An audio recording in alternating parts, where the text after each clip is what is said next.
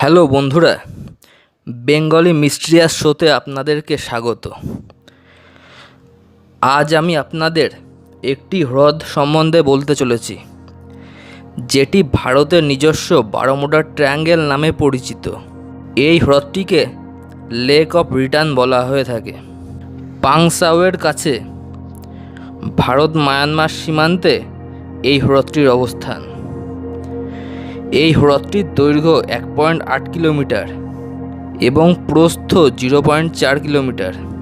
হ্রদটি আকারে খুব বেশি বড় না, তবে রহস্যের দিক থেকে হ্রদটি তার নিজস্ব আকারকে অতিক্রম করেছে।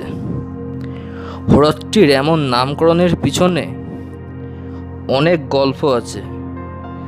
যে এই হ্রদে গিয়েছে তারা কেউই আর ফিরে আসেনি। দ্বিতীয় বিশ্বযুদ্ধের সময় আমেরিকা যুক্তরাষ্ট্রের অনেক বিমান ও প্রচুর সৈন্য এই হ্রদটিতে অবতরণ করেছিল এবং প্রায় সব বিমান ও সৈন্যই সেখান থেকে নিখোঁজ হয়ে যায়। এই হ্রদটিকে নিয়ে স্থানীয় লোকেদের ও অনেক মতামত রয়েছে। তাদেরই একটি মত অনুযায়ী বহু বছর আগে গ্রামবাসীরা হ্রদে একটি বড় মাছ ধরেছিল। মাছটি এতটাই বড় ছিল যে পুরো গ্রামবাসীকে আমন্ত্রণ জানানো হয়েছিল শুধুমাত্র একজন বৃদ্ধ মহিলা এবং তার নাতনিকে ছাড়া। এই জন্য সেই দিন সেই বৃদ্ধ মহিলা এবং তার নাতনি গ্রাম ছেড়ে চলে যায়। আর সেই দিন রাতেই বন্যা ও জলোচ্ছ্বাসের প্রভাবে পুরো গ্রাম জলে ডুবে যায় এবং গ্রামের প্রত্যেকটি মানুষের মৃত্যু হয়। এটাই সব নয়, হ্রদের এমন নামকরণের পেছনে রয়েছে আরও অনেক কারণ।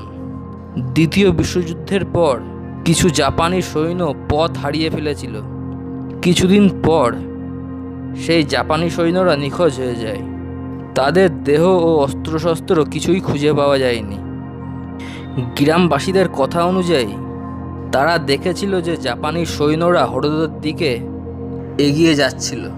তারপর কি হয়েছে সেটা তাদের অজানা।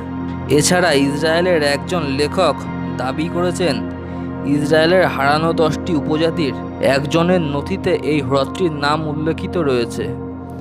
তবে হ্রদটির নামকরণ যে কারণেই হয়ে থাকুক না কেন, রহস্যঘেরা এই হ্রদটি প্রচুর মানুষকে আকৃষ্ট করেছে তার প্রতি। বছরের একটি নির্দিষ্ট সময়ে হ্রদটি পর্যটকদের জন্য খুলে দেওয়া হয়।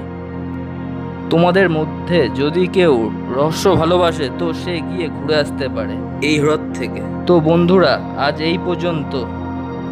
উপস্থিত হব পরবর্তী ভিডিও নিয়ে। তোমাদের যদি ভিডিওটি ভালো লাগে তো ভিডিওটি লাইক ও শেয়ার করো। চ্যানেলটি সাবস্ক্রাইব করে দিও পরবর্তী ভিডিওটি নোটিফিকেশন পেতে।